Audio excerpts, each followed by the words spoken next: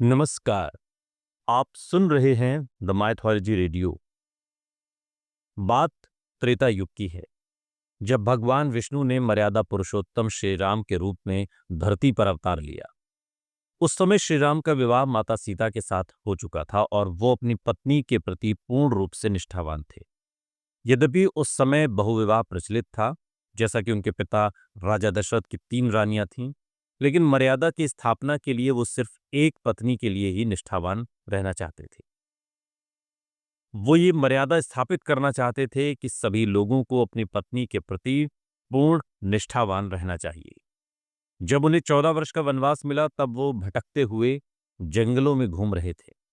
उस समय रावण की बहन शूर्पणखा ने उनके सामने विवाह का प्रस्ताव रखा था।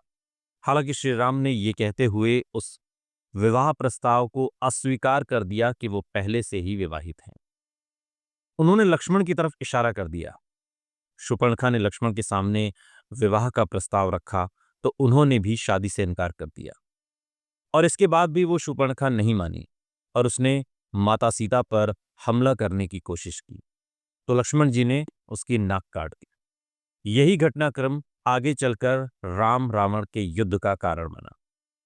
इसके अलावा एक और कहानी सुनने को मिलती है, जो कि वेदवती नाम की महिला की है। वेदवती की इस कहानी का जिक्र वाल्मीकि रामायण के उत्तराखंड में मिलता है। कुशध्वज ऋषि की पुत्री वेदवती भगवान विष्णु की बड़ी भक्त थी और ये जानती थी कि इस बार उन्होंने श्री राम के रूप में धरती पर अवतार लिया है। वो भी भगवान श्री राम के पास में विवाह का प्रस्ताव लेकर गई थी।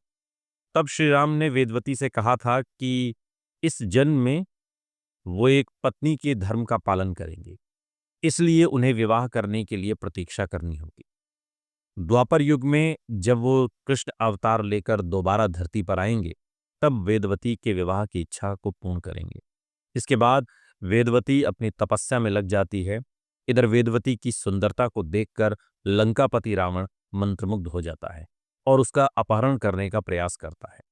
अपनी पवित्रता की रक्षा के लिए वेदवती ने अग्नि प्रस्थान कर प्राण त्याग दिए, मगर इससे पहले रावण को श्राप दिया कि एक स्त्री के कारण उसकी मृत्यु होगी। कहते हैं कि अगले जन्म में वेदवती ने द्वापर युग में रुक्मणी के जन्म के रूप में अवतार लिया और अपना वचन निभाते हुए श्री कृष्ण ने उनसे विवाह किया और उन्हें अपनी जीवन संगिनी बनाया। सुनते रहिए द माइथोलॉजी रेडियो। सुनता है सारा इंडिया।